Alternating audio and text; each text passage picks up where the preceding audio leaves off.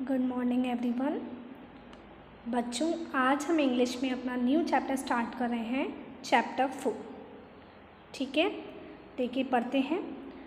This is a story about an honest and hard working old couple and their pet dog. मतलब ये जो story है वो किसकी है?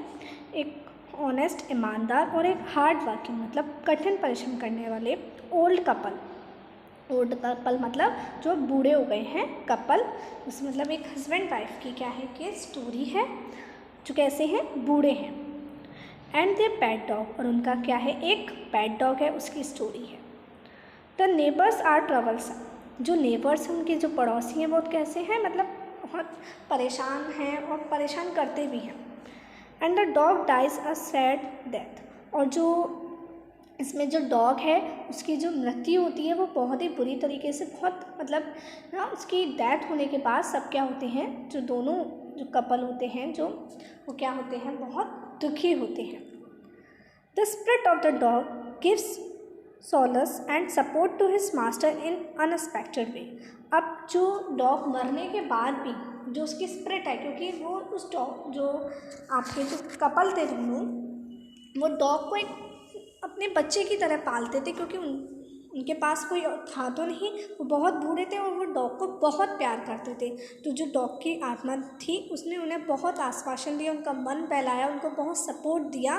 कब? इन अनएक्सपेक्टेड वे, मतलब ऐसे तरीक़ों से जिनके बारे में हम एक्सपेक्टेशन भी नहीं रख सकते, ऐसे तरीक़ों से, है ना।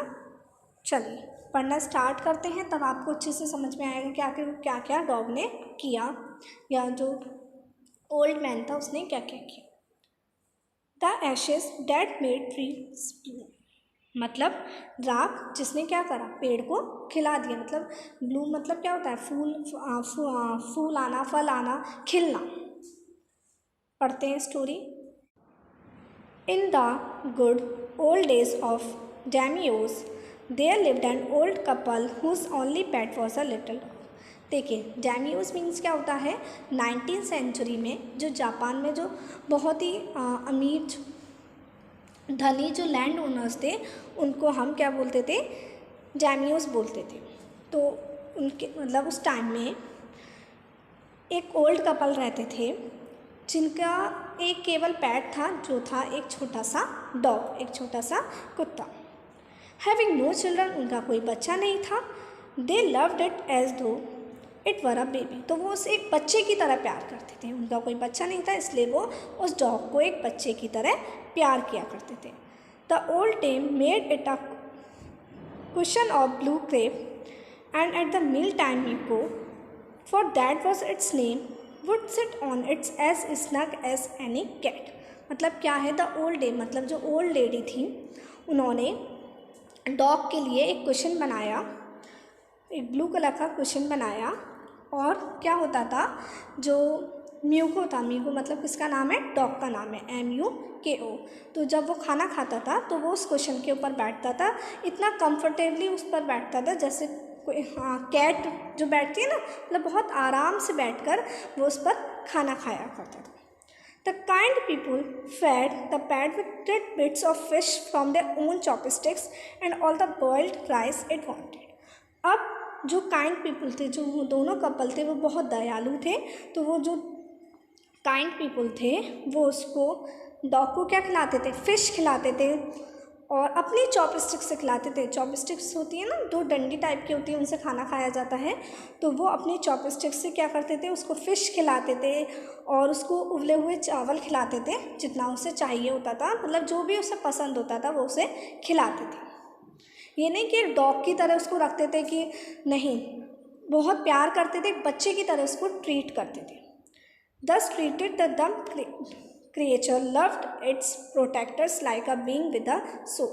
मतलब वो उसे एक, जैसे कोई इंसान का बच्चा होता है ना, तो वो अपने बच्चे को बहुत प्यार करता है, बहुत अच्छे से रखता है, उसकी केयर करता है, उसे अच्छा अच्छा खाने को देता है। इसी तरीके से वो डॉग को पालते थे। The old man being a rice farmer, मतलब जो ओल्ड मैन था वो क्या था, एक राइस फार्मर थे। Went daily with a hoe or spade into the fields, working hard from morning until O10 to Sama. O टेंटोसामा मतलब उस टाइम 19वीं सेंचुरी में सन को मतलब बोलते थे ओ टेंटोसामा, जो सूरज होता है उसे। तो जो ओल्ड मैन था वो एक राइस फार्मर था, तो वो सुबह से लेकर शाम तक अपनी कुल्हाड़ी के साथ, अपने फावड़े के साथ या फिर जो भी खेती करने के जो भी सामान होते हैं उनके साथ बहुत कठिन परिश्रम किया करता था, मतलब बहुत कठिन परिश्रम किया करता था। ठीक है। Every day the dog followed him to work, और हर दिन जो उसका डॉग था, जो ओल्ड मैन का जो डॉग था, वो उनके साथ जाया करता था, उनका पीछा किया करता था, मतलब उनके साथ जाया करता था। आगे देखिए, never harming the white heron that walked in the footsteps of the old man to pick up the worms. अब क्या होता था कि जैसे कीड़ा, जो फार्मर्स होते हैं तो ज़मीन में से कीड़े वगैरह निकालने के लिए वो अपने साथ सारस को रखते हैं, जो हेरन होता है ना, बगुला, तो उसको वो अपने साथ रखते थे, तो वो उसको कोई भी चोट नहीं पहुंचाता था, कोई भी नुकसान नहीं पहुंचाता था। For the old fellow was patient and kind to everything that had life, मतलब जिन चीज़ों में जीवन होता है वो उनके प्रति बहुत क्या थे, बहुत दयालु थे, बहुत ही उनको अच्छे से उनकी देखभाल करते थे। And often turn up a sod on the purpose to give the food to the birds, और वो चिड़ियों को खाना भी खिलाया करते थे, मतलब वो सारे जानवरों से बहुत प्यार करते थे, उनका दिल था वो बहुत सॉफ्ट हार्टेड थे, बहुत ही दयालु थे। One day the dog came running to him, अब एक दिन क्या हुआ, डॉग उनके पास भागते हुए आया, putting his paws against his legs and motioning with his head to some spot behind। क्या हुआ, वो मतलब जो फार्मर था उसके पैरों के बीच उसने क्या करे, अपने पंजे फंसा लिए और मतलब हिलने लगा, जैसे ना डॉग जब कुछ बताना चाह रहे होते हैं हमें तो इस तरीके की हरकत वो करने लगते हैं।